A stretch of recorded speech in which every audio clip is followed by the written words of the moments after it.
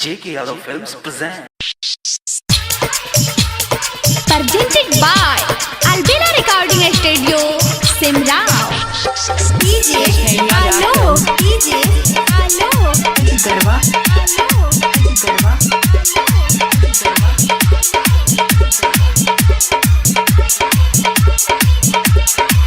हजन करे छी दोसरा से शादी हम कैसे के तोरा बिना जीवोगे। हजन करे छी दोसरा से शादी हम कैसे के तोरा बिना जीवोगे। कहै छियौ सच बतिया कहै छियौ सच बतिया तोरा याद में जहर पीबोगे। जान कहरै छी दोसरा से शादी हम कैसे के तोरा बिना जीवोगे। हजन कहरै छी दोसरा से शादी हम कैसे के तोरा बिना जीवोगे। कहै छियौ सच बतिया कहै छियौ सच बतिया तोरा याद में जहर पीबोगे। जान कहरै छी दोसरा से शादी हम कैसे के तोरा बिना जीवोगे।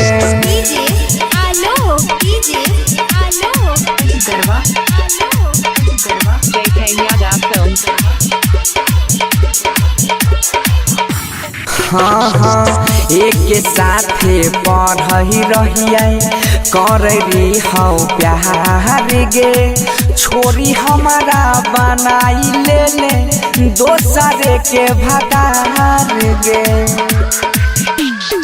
एक साथे पढ़ी रहिए कररी हौ प्यार गे। छोरी हमारा बनाई ले दोसरे के भतार गे। फारी के जाय छे करे जा फारी के जाय छे करे जा अपना हाथे के नहा के सिवोगे। जान करे छी दोसरा से शादी हम कैसे के तोरा बिना जीवोगे। presented by Albina Recording Studio, Simrao. DJ Hello, DJ Hello, garba JK Yadav Films.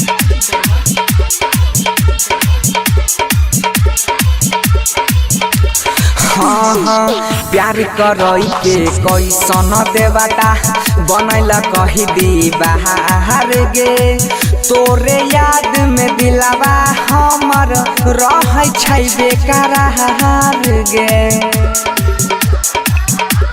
हाँ हाँ प्यार करई के कैसन देवता बनैला कही दी बाहर गे। तोरे याद में दिलवा हमर रहै छै बेकरार गे।